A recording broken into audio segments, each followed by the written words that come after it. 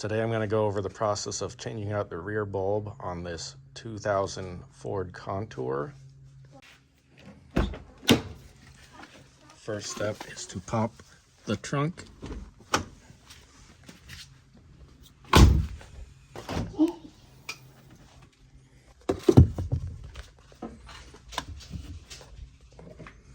And this is pretty easy. Everything is accessed from here. You just pull this carpet out of the way, and then you twist this bulb,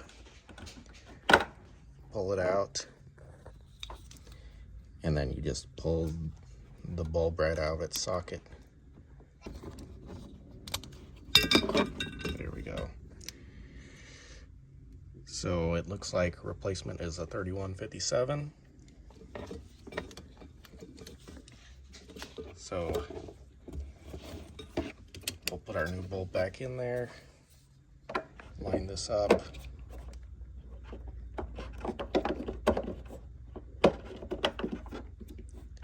and it does matter kind of where it goes because these grooves are all different sizes.